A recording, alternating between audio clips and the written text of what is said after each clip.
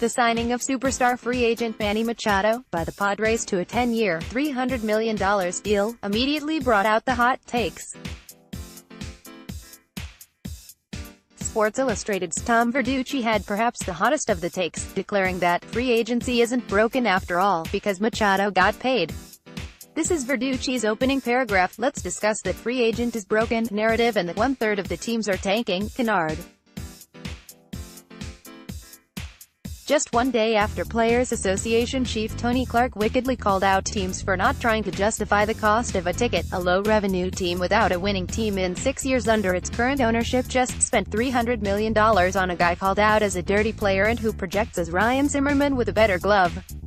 Verducci adds that Harper will also likely sign for a similar amount of money. Free agency is fine, everyone. Before getting into it, can we just acknowledge that the comp of Machado as Ryan Zimmerman with a better glove is one of the most ludicrous things ever written by a baseball writer?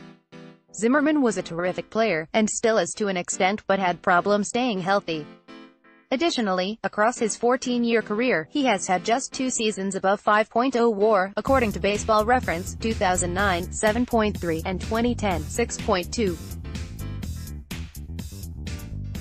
Machado has had 4 in his 7-year career, 2015, 7.1, 2016, 6.9, 2013, 6.7, and 2018, 5.7. Before the last few years, Machado and Harper would have been signed by the end of December at the latest, and there would be nothing but scraps on the free agent market when spring training opens. In 2019, not only has spring training started, but the likes of Craig Kimbrel and Dallas Keuchel are still teamless. Exhibition games begin in just a few days. I did a meager illustration of the slower progression of the free agent market in December 2017. It would only look worse having added the last 2 years' worth of data.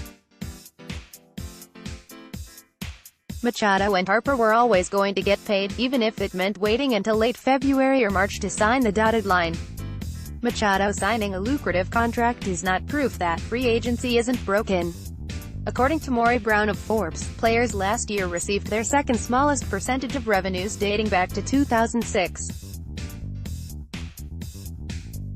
They got 54.8% last year after hovering around 57% for most of the last 5 years. It might not seem like a big difference, but it is for a business that took in over $10 billion in revenues last year.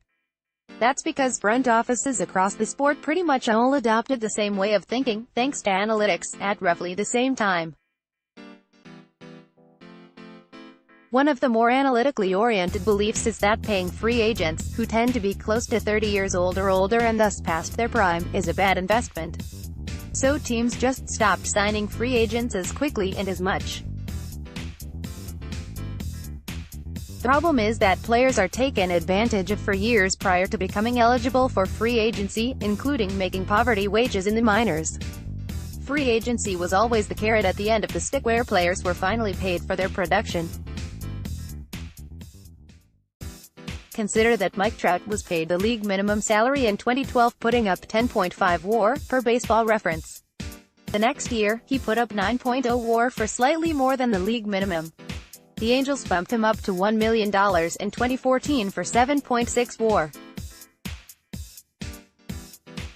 The Angels decided to sign Trout to a contract extension in his final year before becoming eligible for arbitration. He had a 9.4 WAR season and was paid about $6 million. Add that all up and the Angels got over 36 WAR for roughly $8 million. Trout is an extreme example, but he illustrates the problem well. Keuchel has been one of the game's better starters over the last 5 years, occurring 18.4 WAR. He finished with a sub-3.00 ERA in 3 of those 5 seasons, won a Gold Glove Award in all 5 years, and won the All-Cy Young Award in 2015. But he's currently teamless. What club couldn't use a 31-year-old left-handed pitcher who, at minimum, would stabilize starting rotation and act as a mentor to younger players? What club couldn't use Craig Kimbrel, a 7-time All-Star with a career 1.91 ERA? Where are Keuchel and Kimbrel's carrots? If we align this offseason's free agents on tiers, we would put Machado and Harper at the top, followed by Patrick Corbin, Keuchel, Kimbrel, and A.J. Pollock. We have another tier that includes players like Nathan Eovaldi, J.A. Happ, Yasmani Grandal, and Andrew McCutchen. Let's talk about the tier after that, which would include players like Mike Moustakas. Moustakas was a bit slow to catch up to Major League speed, posting an aggregate .668 OPS in his first 4 seasons. He broke out in 2015, hitting 22 home runs with an .817 OPS before injuries limited him in 2016. In 2017, he set career highs in homers and RBI with 38 and 85, respectively. He followed up with a quality 2018 campaign, swatting 28 home runs with 95 RBI. Moustakas hit free agency after his career year in 2017. He didn't sign until March 2018, finally settling for a 1-year, $6.5 million contract with a $15 million mutual option for the 2019 season. He had qualifying offer compensation attached to him, which limited his appeal on the free agent market. Moustakas followed up with another quality campaign, which included being traded to the Brewers. The Brewers declined that mutual option in late October, waited 3.5 months, then signed him to a 1-year, $10 million deal with a mutual option for the 2020 season, as yet unknown value. A decade ago, a player of Moustakas' caliber would have easily gotten a 3-year deal. These days, those players are getting meager 1-year deals. How about Derek Dietrich settling for a minor league deal with the Reds recently? Dietrich, 29, has a career-adjusted OPS of 109. 100 is league average, with significant experience at second base, left field, and third base, while also having spent time at first base. Jose Iglesias is still unsigned and will likely also have to settle for a minor league deal. He has an adjusted OPS of 84, but is one of the better defensive shortstops around. David Eckstein, for the sake of comparison, had a career-adjusted OPS of 87, was a worse fielder, and made nearly $20 million in his career, which spanned 2001 to 10. Iglesias, to date, has also made about $20 million in his career, just about a decade later, and he's unlikely to earn much more on top of that. Expectations for free agents have shifted downward in recent years. Those expectations are supposed to be constantly moving upwards. Similarly skilled player should generally be earning more money than his predecessor. Despite being a better player, Machado couldn't surpass the 13-year, $325 million contract Giancarlo Stanton signed with the Marlins in November 2014.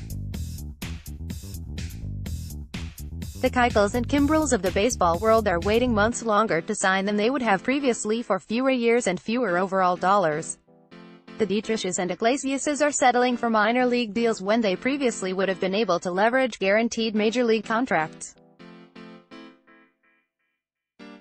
The carrots at the end of those sticks are smaller and further away. In some cases, the carrots are non-existent. Team owners are taking advantage of baseball's effective monopoly and systems of rules that artificially limit a player's earning potential, such as the amateur draft and pre-arbitrate and contract renewal.